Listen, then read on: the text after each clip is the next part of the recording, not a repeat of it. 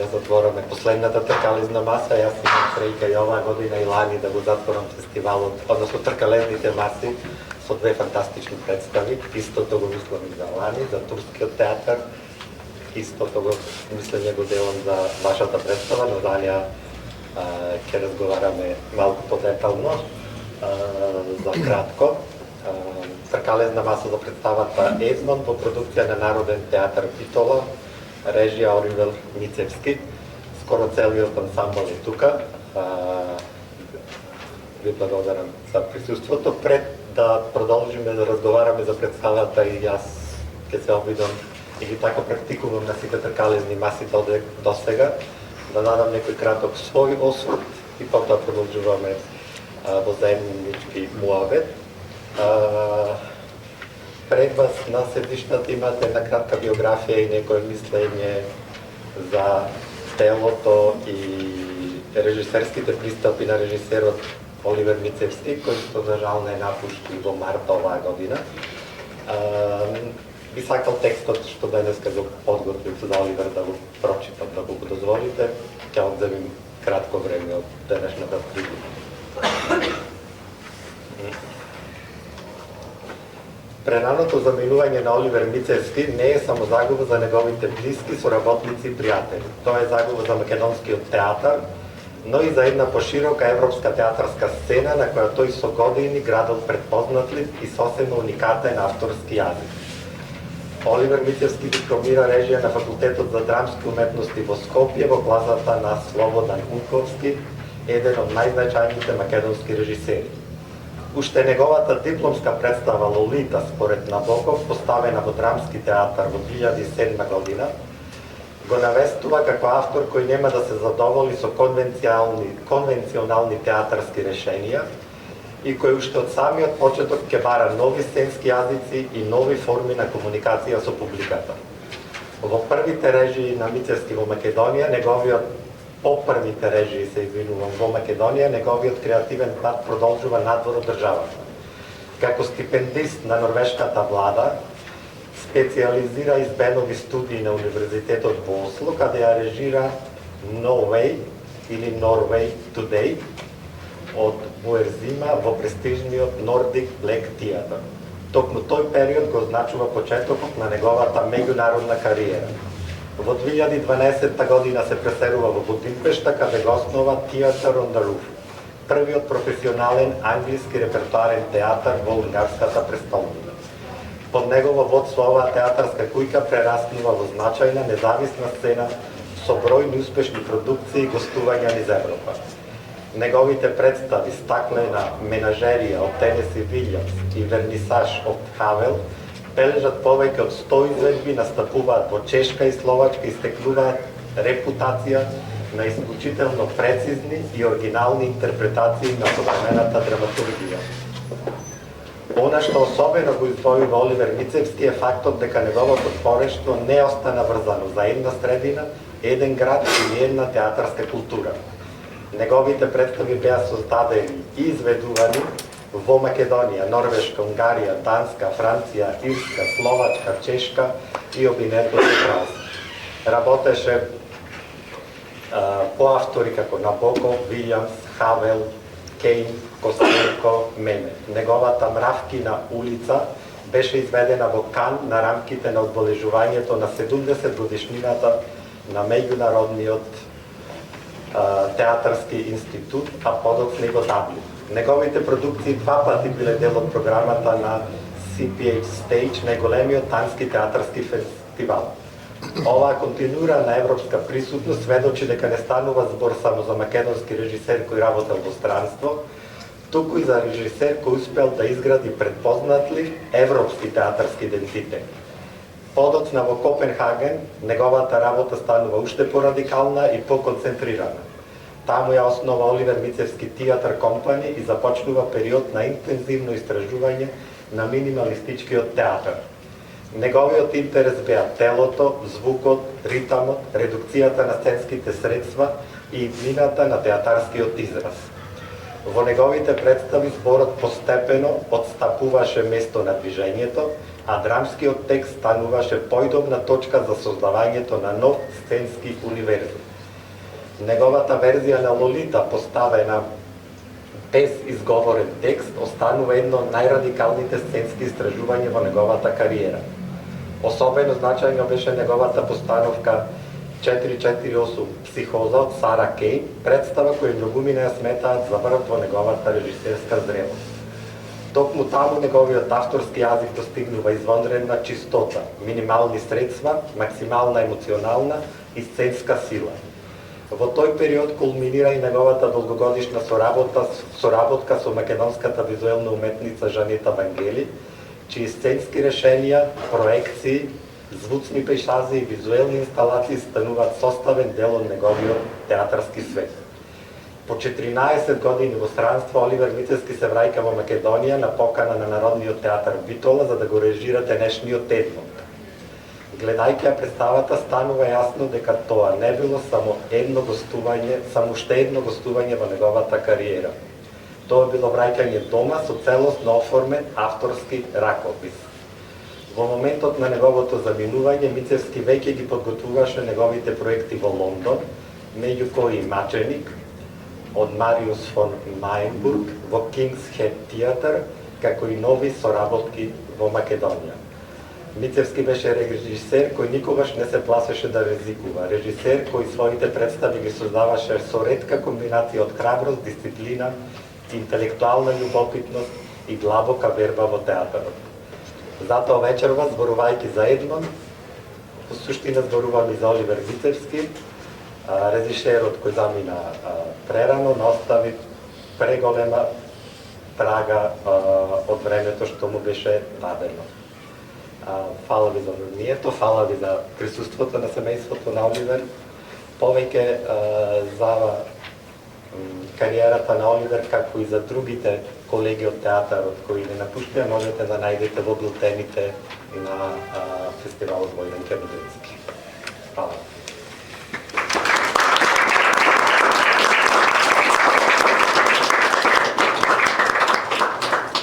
Добро вечер уште еднаш, фала ви за фантастичната изведба и за тоа што го затварате нашиот фестивал на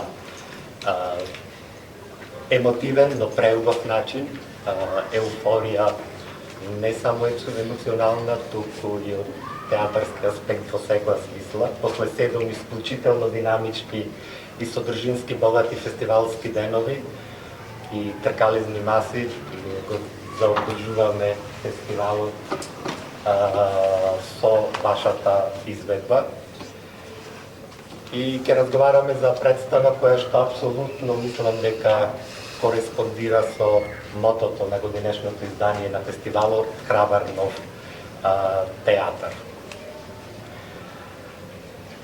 И мојот краток осврт за представа. Оливер Мицевски е премиер за авторска интерпретација што свесно го напушта реализмот на Мемет и го претвора неговиот текст во психофизички ритуал на оттуѓувањето, свесно впуштајќи се во ризик. Го напушта урбаниот контекст, ги елиминира физичките контакти, ги ритуализира дејствата и го претвора телото во главен носител на значења. Мицевски создава свет без реалистична географија, без непосреден физички контакт и без психолошки објаснувања. Наместо тоа, на сцената гледам изолирани фигури, тела што зборуваат преку тикови, грчеви, повторувања и внатрешни импулси. Тоа е режија што бара голема храброст, затоа што не се потпира на сигурноста на наративот, туку на силата на сценската слика и актерската присутност. Во оваа представа не гледаме човек кој едноставно пропаѓа низ лабиринтот на градот. Гледаме субјект кој постепено се распаѓа во сопствената свест. Светот околу него не е реален простор, туку психичка географија.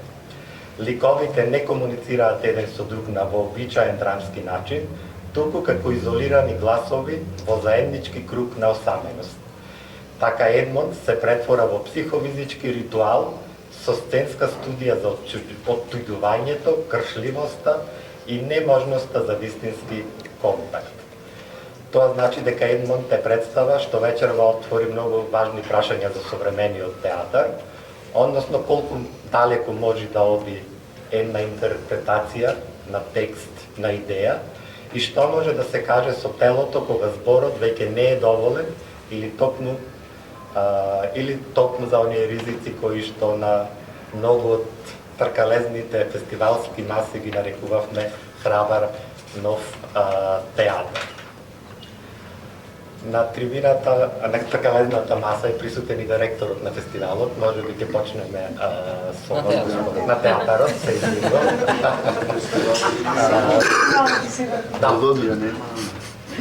Да не испадне некој предскажува. Решение пророчител. Начинот на кој ги хлебе не работи. Господин Мавровски, пред се накратко да ни раскажете како дојде до идејата за соработка со режисерот Мицевски и Едмонд создадовте сите како тим представа која бара од публиката да прифати некои поинакви правила на гледање, бидејќи како што се следи представата, публиката доаѓа до знаењето дека ова представа сепак треба да се следи поинаку и да се пренасочи вниманието.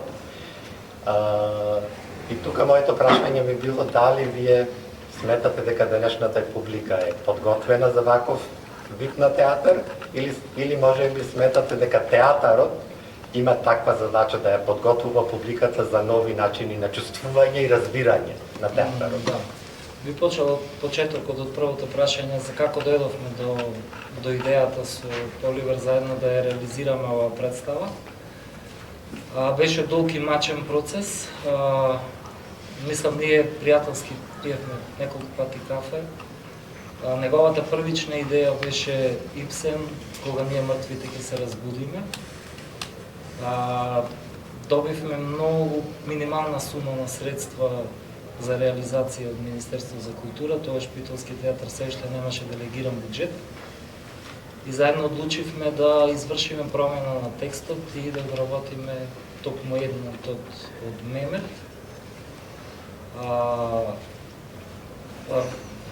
Во човекот Оливер запознав човек кој што многу сака театарот и тоа сака се надоврзам за тоа дали театарот е спремен или не е спремен на публиката. Кога првично ми ја презентираш идејата, имаше сосема друг концепт, но екипата која што ја ангажира најверојатно го промени начинот на гледање и на прочит на самиот текст.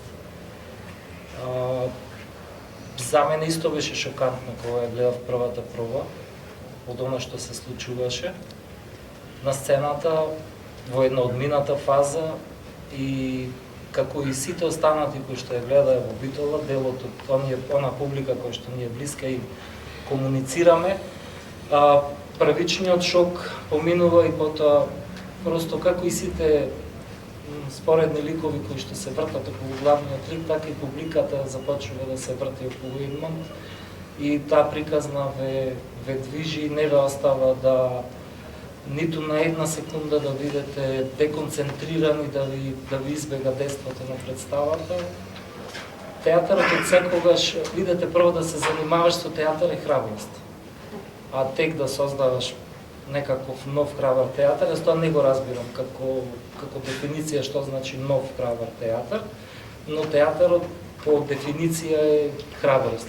И сите ние тука присутни, јас себе си како актер, сметам дека сме премногу храбри во денешно време, една маса на луѓе која што секојдневно се сочува со илјадници проблеми да го забавуваме, да го едуцираме или да му отвараме нови видици за како тоа ние го доживуваме животот, но веројатно и тоа е и поентата на театарот, да едуцира, да прикажува нешто ново, колку тоа луѓето ќе го прифатат, оставаме на нив, но по посетеноста на Едмонд во Битола и по реакциите денеска на фестивалот во Прилеп, сметам дека сме на вистинскиот пат.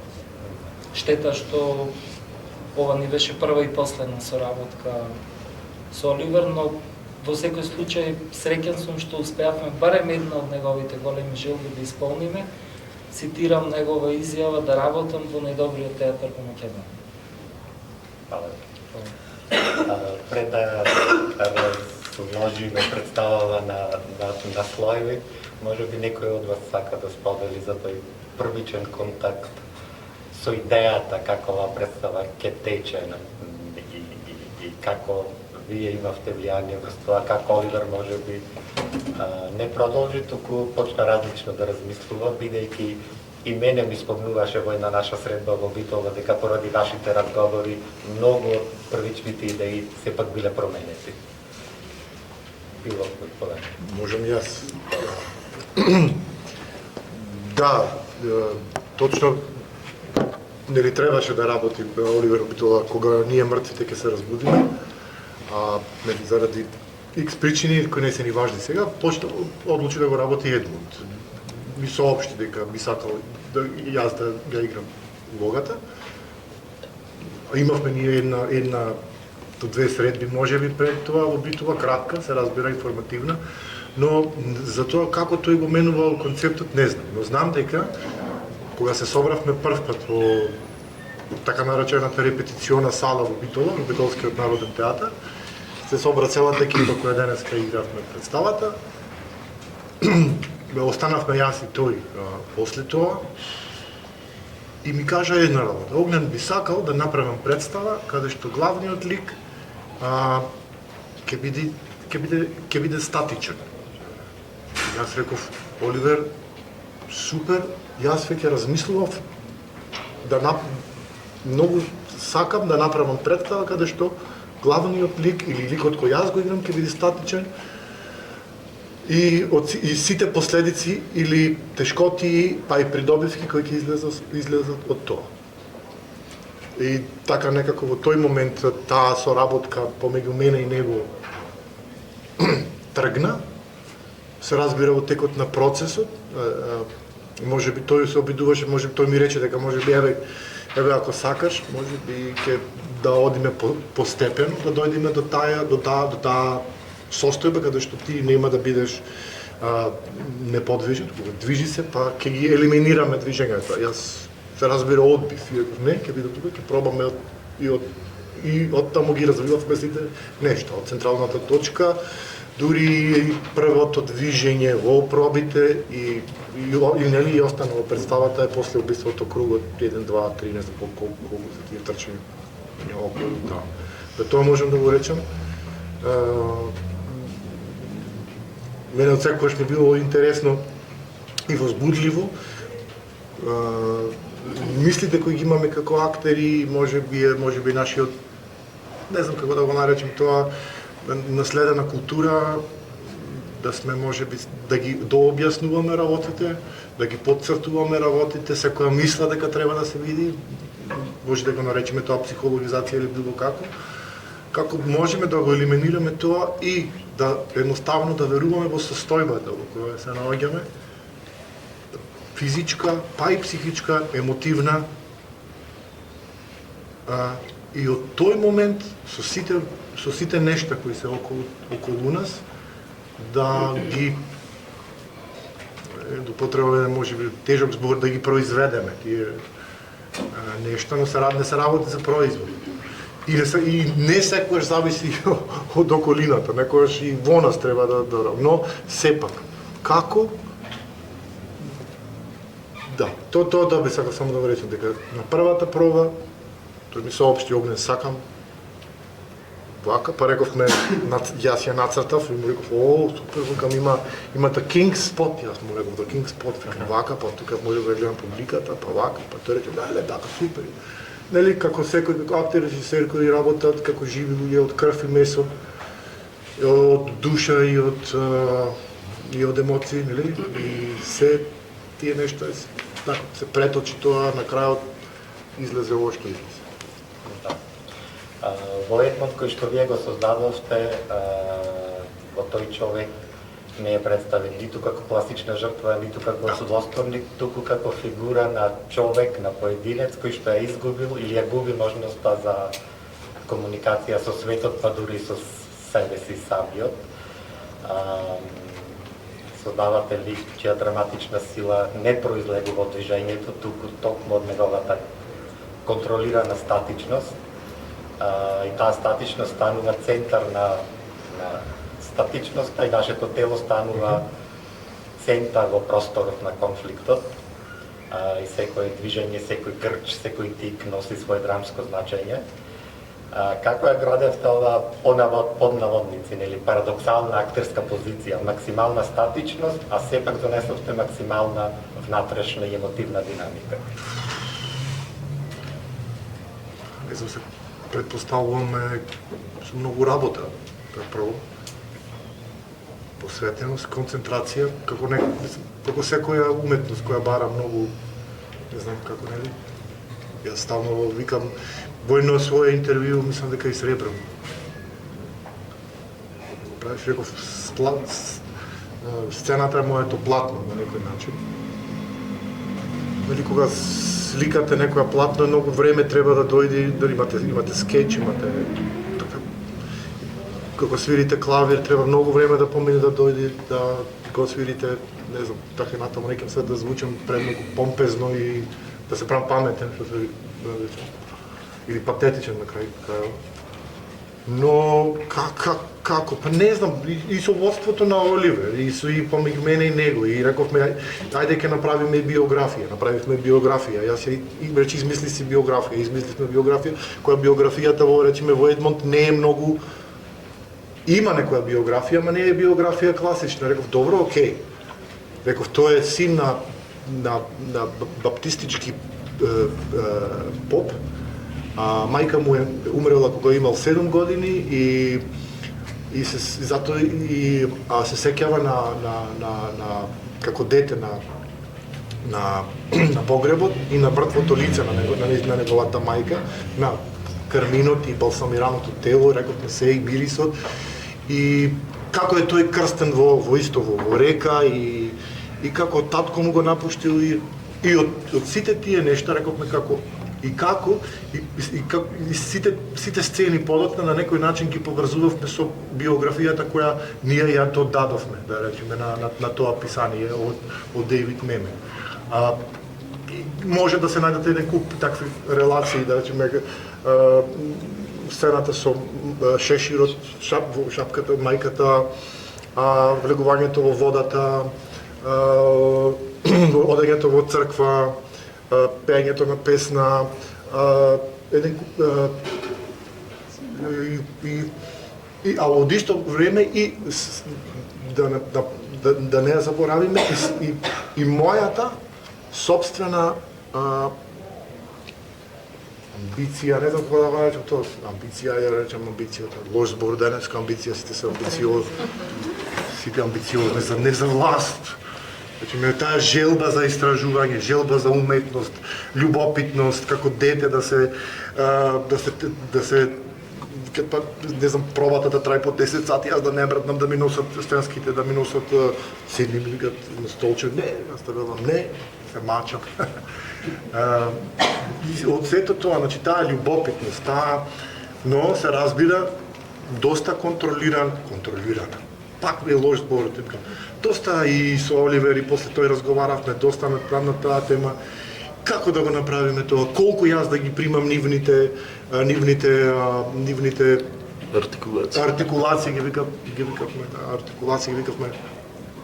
Јас на една шега ги викав астероидите. Колку тие, кога ќе дојдат, како ќе дојдат, оставено беше, доста даваше слобода, иако е Едмунд или јас, Огнен затворен во една, да речам, во една доста таква статична позиција, сепак имаше огромна слобода дадена од режисерот. Колку јас би изреагирал, колку јас ќе земам од нивната, кога да земам, како да земам, колку би изреагирал.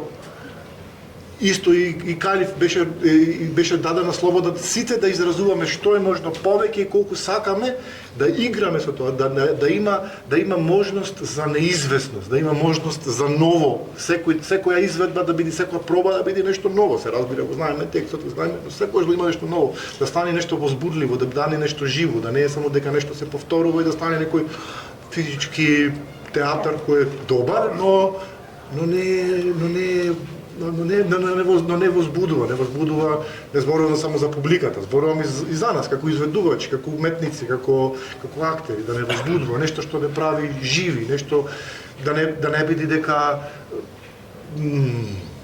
исто така едно време разговаравме да не збора многу, Ние сме со 2 минути на сцена, ти си цело време. Тие се прашања. Трябваше да почекам, извини, Звонко. Не, извини, ти ја зедов работата. Да, не, нека ми тежи и така, мислам, ја се смеам, да. Сепак е еден процес. Значи морам да кажам дека Оливер беше навистина многу енергичен, имаше проби кога не запираше. И јас на една проба реков, те молам застани, дозволи ни ние да пробаме. Значи толку енергија имаше, толку објаснуваше. Секако многу долг процес, сите ние требаше да го примиме сето она што тој го даваше за да можеме да го процесираме и да се најдеме во неговиот концепт и во сето она што тој го бараше од нас. Навистина главното во представата е отуѓеноста. Јас можам да кажам од мојот лик, барајки се во сето тоа, сите пишувавме биографија и од таму почнавме, секој си имаше нешто свое интимно, нормално.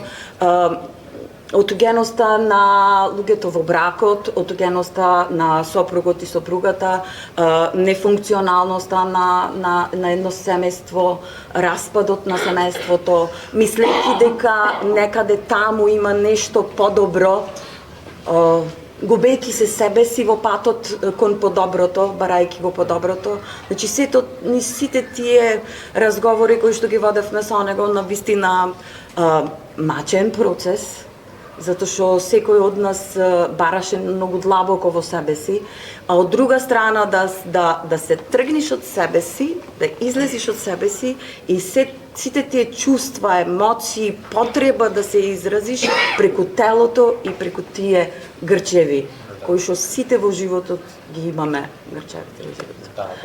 Оливер беше посебен. Грчевите и повторувањата кои што сите ги истите грешки ги правиме во животот постојано, кои што на публиката исто може да асоцираат на различен тип на болести. Јас во мојата глава си ги нареков синдроми на времето, симптоми на времето на кои живееме, а не на човекот. Сопругата која вие играте, сите ликови, но посебно вашиот лик, постои на границата меѓу реална личност и изгубен спомен на Едмонд. Дали е тешко актерски да се осмисли таква тензија? Емотивна, прикриена тага која беше постојано видлива кога излегувавте. И во текот на процесот многу во дилема бевме со Оливер дали таа ќе биде реална или не. Значи, навистина се натегавме, имаше проби кога Оли ќе кажеше, не, таа е реална. Не, навистина, таа е реална и ти реално сега тоа ќе игра. И после седната проба веќе нешто друго ќе се отвореше и некако затоа и остана и навистина можеби така остана неформулирана. Е некаде меѓу реалноста, има елементи на реален лик со реални реакции и говорни и ова, а од друга страна пластиката на телото и тие некои мали грчеви кај не се толку нагласени во. Некако тука се најдовме и некако го извозивме двајцата дека тоа така треба да биде. И е малце поинаков, е малку од другите. И повторно сите ликови, но посебно машките ликови, не функционираат целосно како реалистични карактери го представат, туку како фигури што го населуваат или го измачуваат внатрешниот пекол свеста на Едмонд. И секој од тие ликови носи сопствена приказна, сопствена деформација, сопствен ритам, сопствена травма. Дали во постапката Александар сега кон вас се обраќам, ги разговаравте или ги градевте овие ликови како реални или како символични појави во патувањето на Едмонд низ неговиот пекол?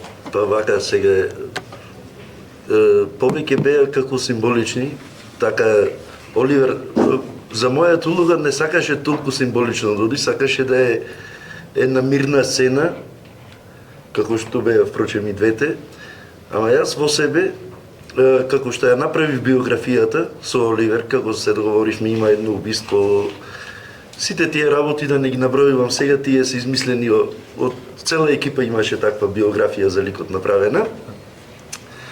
Но јас имав нешто друго што не му го кажав на Оливер, а го мислев цело време и така ја работев логата, дека тој е Едмонд пред Едмонд.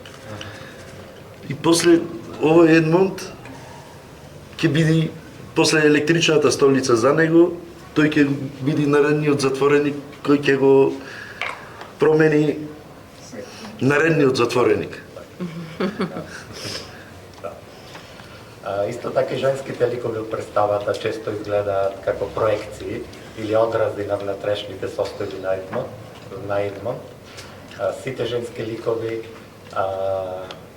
делуваат како појави кои што се појавуваат и исчезнуваат од свеста на Едмонд, а секоја од актерките, Викторија, Маја и Диана, истовремено имате свежина, гротексност и некаква ранливост во ликот, па како најмлада во овој ансамбл и свежа во вашата професија, дали мислите дека лесно се наоѓа баланс меѓу овие елементи што ги набројувам, гротексност, свежина, ранливост, без ликот при тоа да се претвори во карикатура, што е лесно во ваква представа? Искрено,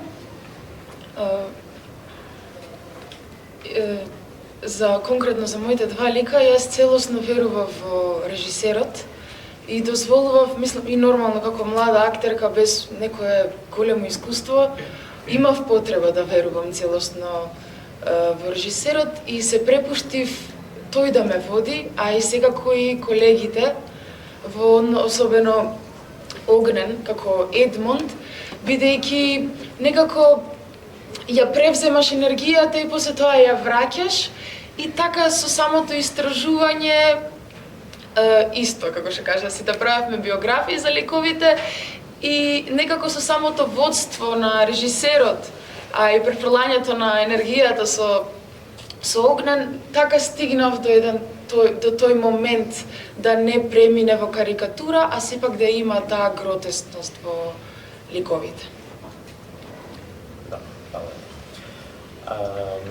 Со вашата катачка која отвора практично целата трагедија и представа, како некој митски глас, што уште од почетокот е јасно дека ќе го турка херојот во некоја бездна. Како се гради лик кој што е повеќе судбина или отколку човек?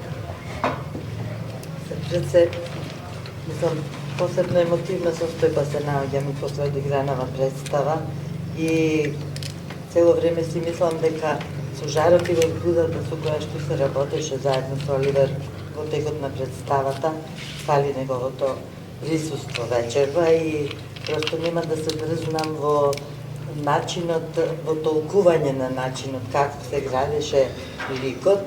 Мислам, прво и основно, генерално, ликот во представата, ние сме да речам помошните скали е Едмонд. Но во целото, како се градеше, онака како што и мојов лик се градеше онака како што го наметнуваше темпото и насоките Оливер.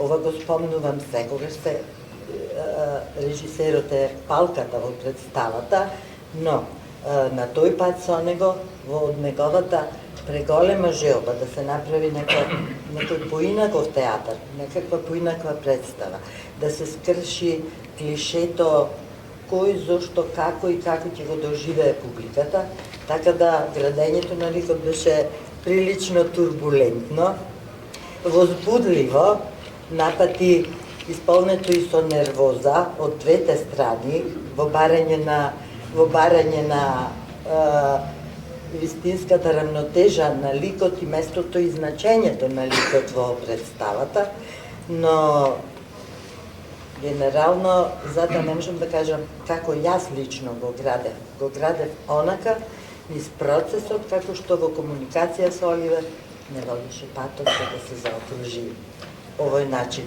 А велам, секој друг момент вечерва и во овој момент за толкување од позиција на представата, мислам, стварно го чувствувам непотребен. Неговиот начин гореше во желбата да се направи представа во Македонија, да се направи во Битола, гореше да направи нешто што ќе остави печат врз театарските води во Македонија и јас се надевам дека нашето присуство вечерва тука со оваа представа е токму тоа. И уште другиот дел од креативниот дел во создавањето на оваа представа и на овој печат за кој што зборуваме, господинот Маријан Нечак и колегите Светозарев и Мицевски. Просторот кој што го гледавме денеска на сцената повеќе наликува на некој пейзаж отколку на реална локација. Мислам дека тој кружен тек на представата кога се игра во Битола е поочигледен отколку на денешната изведба. Исто костимите асоцираат на циркуска естетика, често на гротеска, но покажуваат како секој лик ги носи своите рани, деформации и трауми. Како вие креативно со колегите Мицевски, Светозарев работевте на ова така наречено позадинско на представите? Дали од почеток профункционира таа кружна платформа на движење и сега како изборот? Па јас би сакал на самиот почеток да кажам дека вака го формулиравме на некој начин Оливер каков е и добро е ова вечер да се зборува можеби повеќе и за него отколку и за самата представа, нели зборуваме и за едно и за друго. Мојата формулација е дека беше еден луциден човек, прво луциден. Јас ретко сум сретнал во својата кариера толку луциден. Мислам, сум имал, али тие се ретки режисери с кои се зихераши, кои одат до крај, мислам, или ќе биде катастрофа, или ќе биде супер, или ќе биде невидено, или ќе биде чудно и така натаму. Јас имав многу необично искуство и ми требаше малце време додека го запознавам, пошто не се познававме, имаше голема почит према мене. Ме покани на првата проба и после тоа ќе му кажем Оливер да дојдам малце нешто да видам, не е важно што работите и така натаму. И така некако го избегаваш, не сега ќе видиме следната недела, не сега да поставам овај, ајде да одиме на ручек, така многу јадевме. Искрено многу јадевме и јас и тој сакавме многу да јадиме. Во тоа бевме одлични и реков освен јадењето, мислам нешто би сакал да одам во студио, мислам јас сум барем така некако навикнат и пред време да многу порано да се подготвувам барем во некакви правци, да му нудам нешто, така натаму. Не вика добро е јадењето, ќе те викнам јас тебе во еден момент, така натаму. И веќе можам слободно да кажам дека се ближеше премиерата, се не се сеќавам точно, 20 дена до премиера, јас немав ништо напишано, буквално. И му реков утре, беше среда, се сеќавам, утре доаѓам на проба, гледам и почнувам да работам. Да, точно, јас утре сакав да те викнам да дојдеш на проба. Тоа беше неговата луцидно себе тој тип. И тој уствари сватив и порано, сакаше таа негова луцидност, како тој креира, да ме стави мене во една таква ситуација, јас да морам да реагирам во 7 дена со неспиење, така натаму, да направам, бидејќи тој, како што и слушнавте и видовте, во представата има од почеток до крај музика, неколку сцени се кои се во некаква тишина. Јас бев свесен за тој чекор, но го направивме и после тоа така со некаква брза адаптација, да кажам и така натаму, дојдовме до овој резултат до кој што сме, како што ја поставивме тој ден музиката кога ја донесов таква и денес, со некои можда мали измени и така натаму. Можам да кажам дека е голема штета што го нема, мислам не само за семејството, туку за сите кои го запознавме. Беше, неприступачен за некои работи, но оставаше место и ние да бидеме такви, едноставно не држеше на високо, имаше голем напон имаше. Со тој напон, тој напон дава едноставно отвора или да се отвориш, или да се затвориш, или да направиш, пак ќе речем, катастрофа или нешто интересно. Преговаравме да работиме во Лондон, заедно, пред мојата премиера во Словенија, негде се сеќавам дека беше тоа во февруар, но се случи тоа што се случи, така во еден момент се изгуби, па јас пишев и така натаму. Така да ќе ми остали во едно големо сеќавање и ова представа стварно ми е драга и работата која што не сега дека него го нема, ми е драго тоа што го направив, тоа што таа негова луцидност и таа негова хитност од мене направи, мислам, сум работел и за 3 дена сум работел некојаш музика, ако е потребно, така, зависно од ситуацијата. Но сепак беше доволно време за на еден така темпераментен начин да ја завршиме ова приказна. И драго ми е што е тука. Не ми е драго што тој не е со нас, иначе тој да беше, немаше до збор да дојде никој. Сум сигурен 100%. Така да, благодарам. Павле, повелете доколку некој има прашање. Повелете.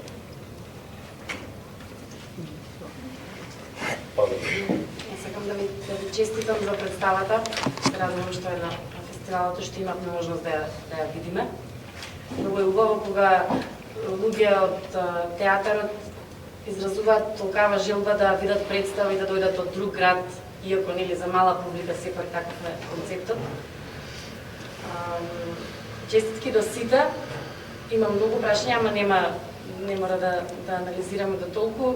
Огнен имаше зградена одлична улога. Од првиот момент товарот е сепак најголем врз вас. Што вас ви беше најголем предизвик за да се добие овој Едмунд? Дали имаше големо истражување пред да или низ пробите се еволуираше за да... Големо истражување... Од првата секунда вашиот израз на лице и говор на тело е една јасна порака. Да? Ја се напуштам се.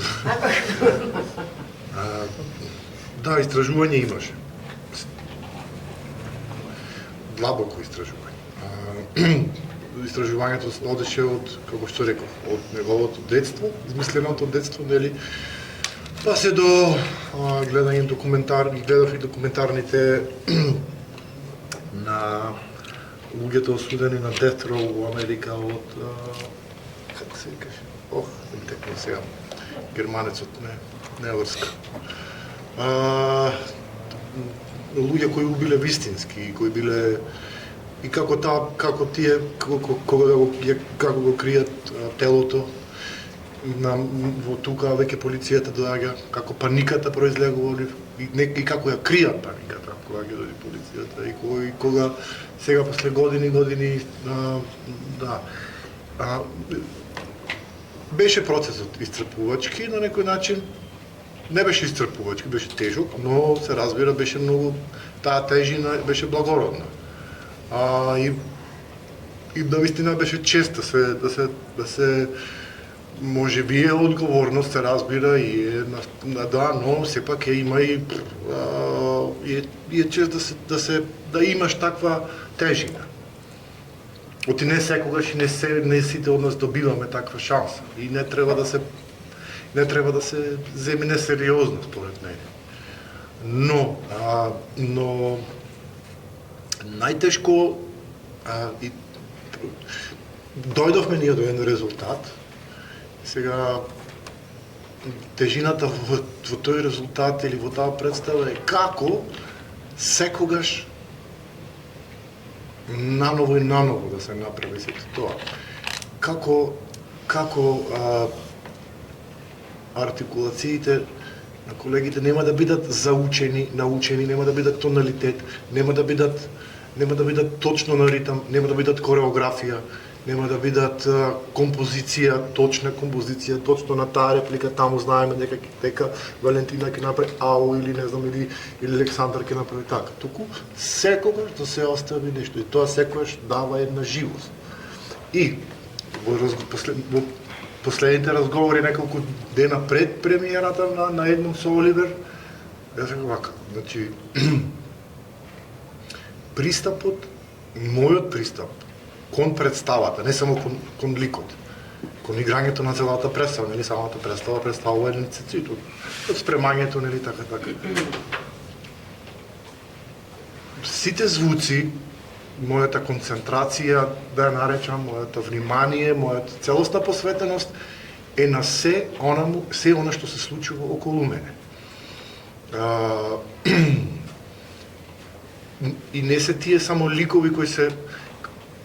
И секогаш да дозволам да видам доволно отворен, да речеме како е тој вертикален, не на вертикала. Дури не се ни врти многу. Да, не, и тој дури на време мислам дека Оливер рече, па дај дека не се ни врти, ама после ги врати, некако ги оставивме тие како да се рече, тој ги нарече или ги нареков, не се сеќавам кој како тоа дека има малце како да се потврди правилото, нели исклучокот го потврдува правилото, нели?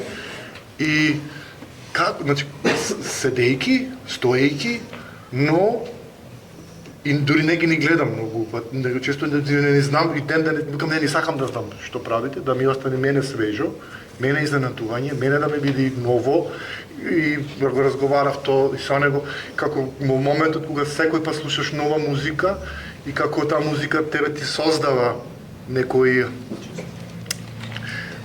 чувство, те носи некаде каде што тоа е имагинат. Истото да биде и со представата. Да биде таја како еден да дозволам тие сите нивни да речем да не се изразам да булгар да имам на газо очи, што се вика. Да, така да можам да ги чувствувам енергите, но плюс на тоа да го накалемам, да не остане само на тоа, да речеме дека ова е цвеќенце, да, пластично е, не е вистинско добро, да, но секој е тоа да се накалеми врз биографијата и тежината што сме ја договориле претходно. Ете, некако така, не знам, ако... А дали секој од вас актерите имаше своја задача да го смисли својот тик, своите повторувања или... И да, и не. Има и заеднички тикови артикулации, ние ги викавме. Има и некои кои се посебни за некој лик. Зависи кој лик. Не можам да се сетам за сите си. Имаше и инспирација од животни, така, од лисица, имаше... Па се кондензираа тие, дали се абстрахираа во нешто. Но секој даде некаква артикулација, која некој ги превземеа и на останатите, некој останаа само на одредени ликови. Ние дури се работевме и кога ќе не бевме на работа си ги имавме. Ужас. Имаш. И Оли ги имаш. Да. Толку што е некој сака да се вклучи понеже се да превршува. Јас би сакала само нешто да кажам, ако може како ќе оставам. Не, поред. Како негова сестра би сакала, иако душева ми игра, да кажам да вистина голема благодарам на целата актерска екипа на Битолскиот театар за тоа што Едмонд уште живее. Знаете како велат кога ги нема луѓето, тие не умираат, туку тие живеат во нас. Значи, јас сум сигурна дека Оли беше тука вечерва. Мојата желба е тоа да Едмонд има уште многу премиери, многу изведби, многу фестивали, затоа што е навистина нешто ретко на кое што Оли работеше со преголема љубов. Уште еднаш благодарам и на фестивалот што ја одбра представата да биде дел.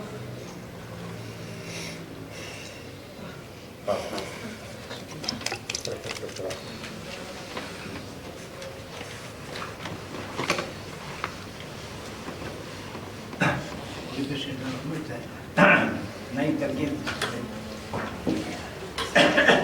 Истовремено многу тежко. Она што е во представа фантастично што се артикулира себе си. Така да, напразно го прашуваме како дошли до ликовите. Па воопшто не зависи од нив.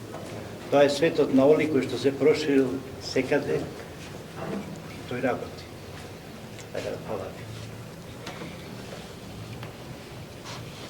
Фала ви за разговорот и за завршната представа и се надевам со дел од вас ќе се видите и утре. Фала ви.